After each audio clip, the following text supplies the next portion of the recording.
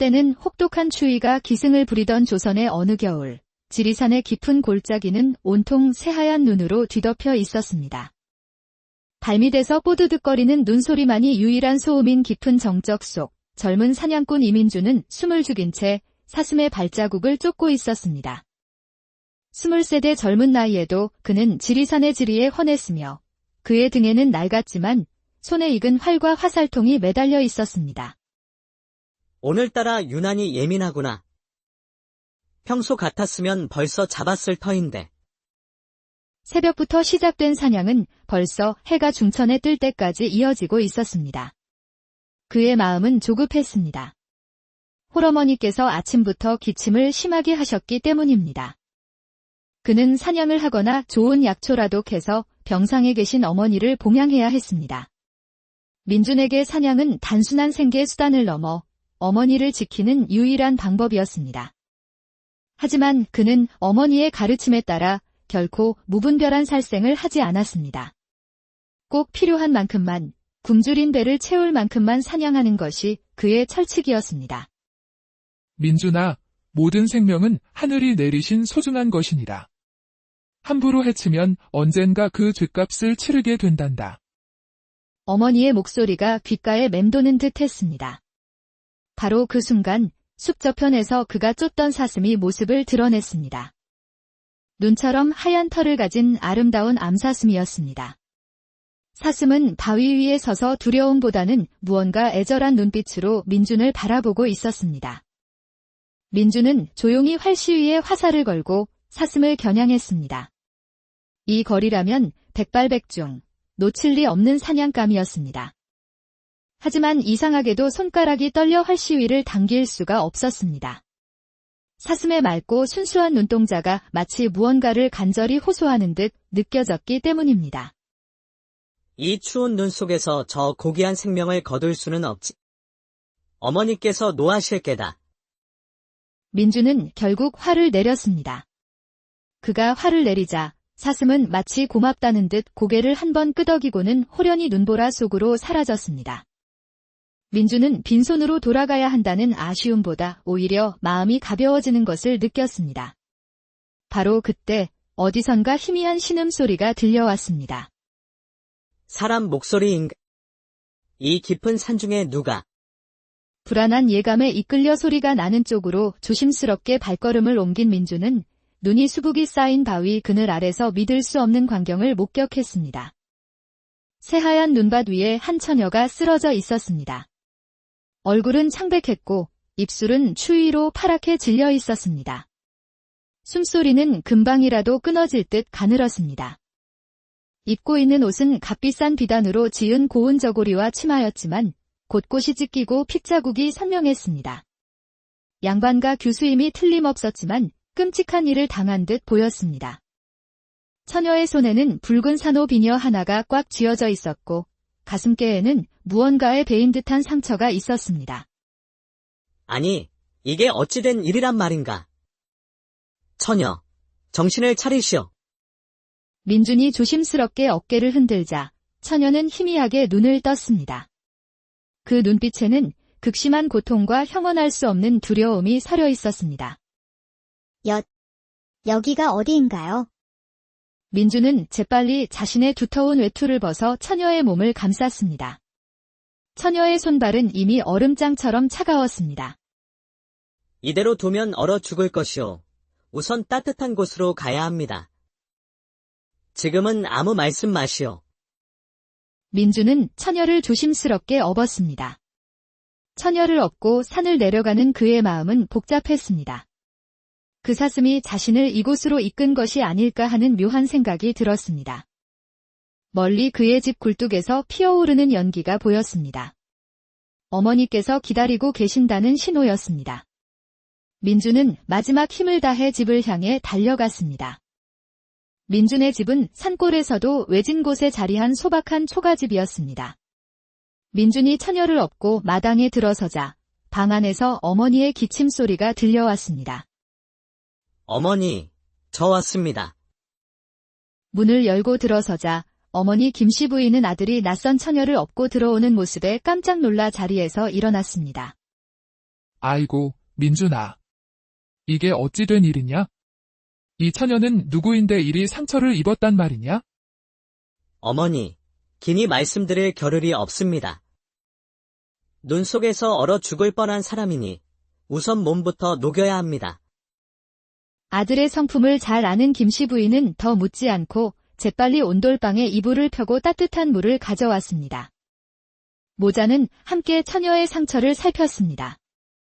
가슴의 상처는 깊지 않았지만 손과 발은 심한 동상에 걸려 있었습니다.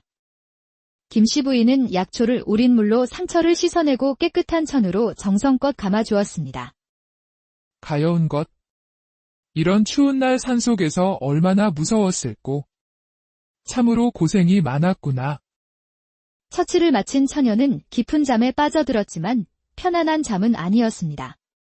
계속해서 신음하며 뒤척이는 것이 끔찍한 악몽에 시달리는 듯 했습니다.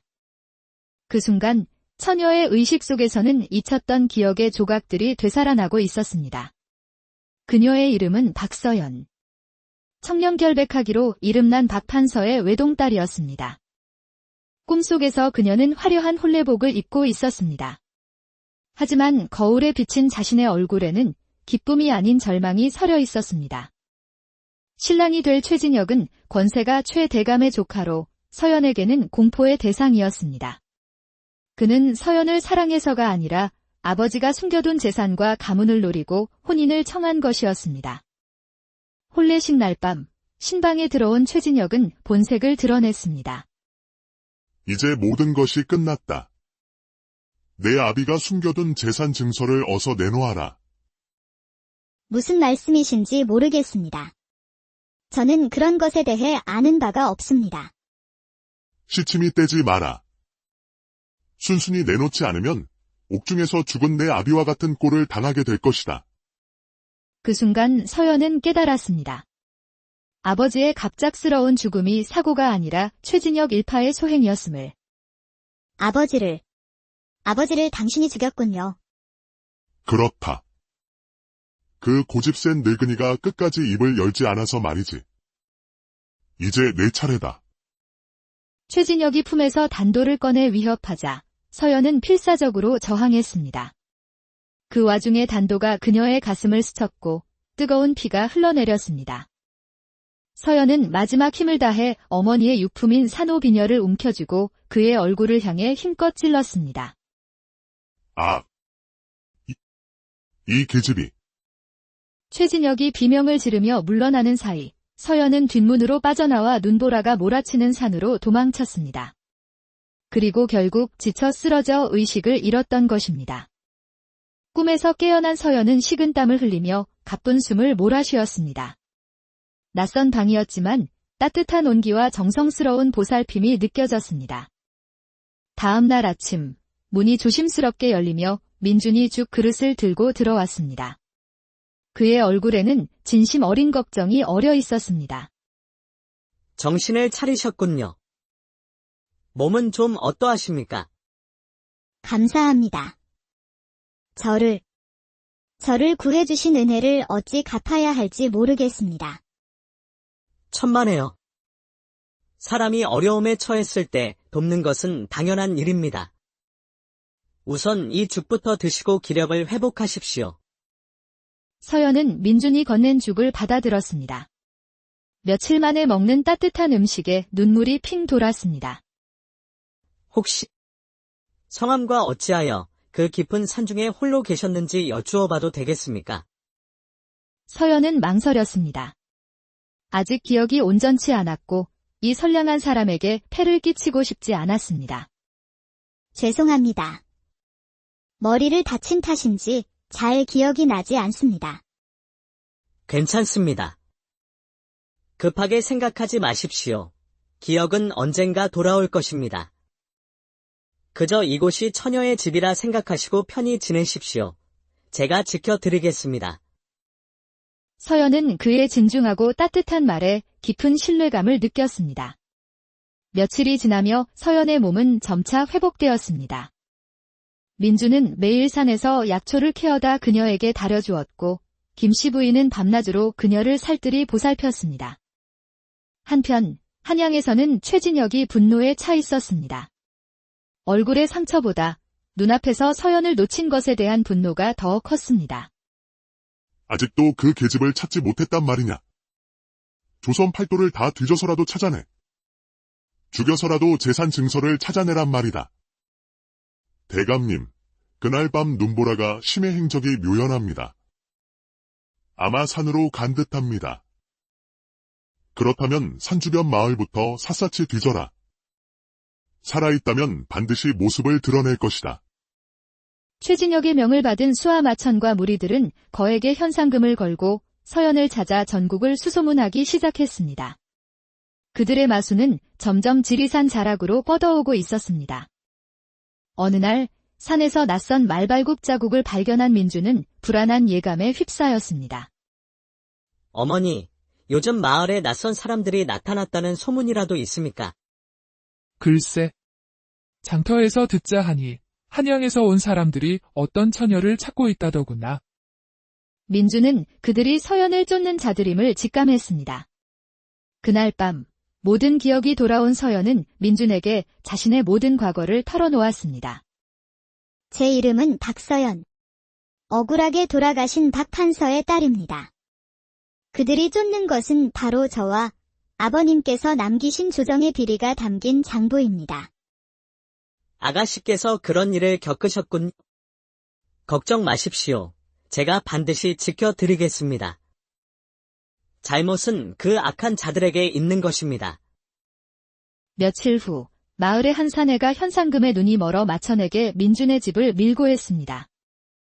그날 밤 마천 일당이 민준의 집을 급습할 계획을 세웠지만 민준은 그들의 움직임을 미리 파악했습니다. 어머니, 서연 아가씨를 데리고 뒷산 동굴로 피하십시오. 제가 저들을 막겠습니다. 민준이 활과 사냥용 칼로 무장하고 나서자 뜻밖에도 마을 이장을 비롯한 마을 사람들이 몽둥이와 농기구를 들고 모여들었습니다. 민준이, 우리도 함께 싸우겠다. 우리 마을 사람을 해치려는 자들을 그냥 둘 수는 없지. 그날 밤 횃불이 어둠을 밝히는 가운데 마천의 무리들과 마을 사람들의 치열한 싸움이 벌어졌습니다.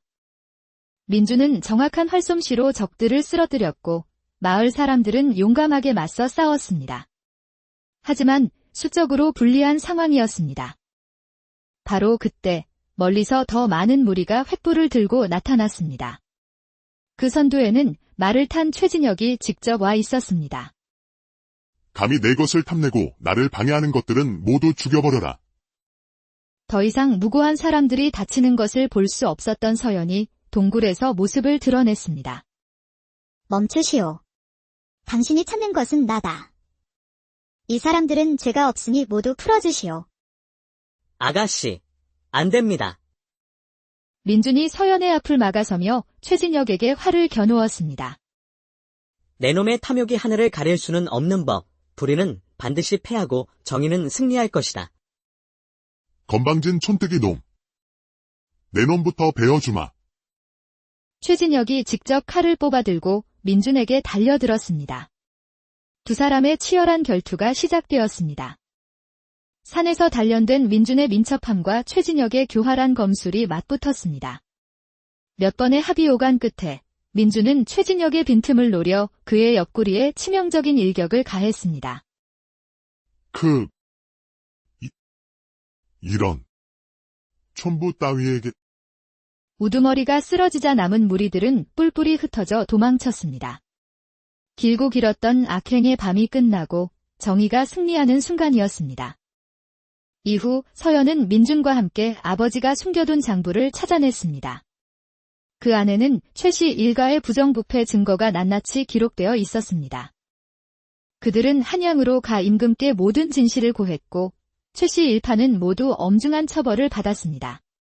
박판서의 누명은 벗겨졌고 가문의 명예와 재산도 모두 회복되었습니다. 서연은 가장 먼저 자신을 구해준 민준과 그의 어머니를 한양으로 모셔왔습니다. 도련님, 어머님. 이제 저와 함께 한양에서 사시지 않으시겠습니까? 저를 도와 이 가문을 다시 일으켜주세요.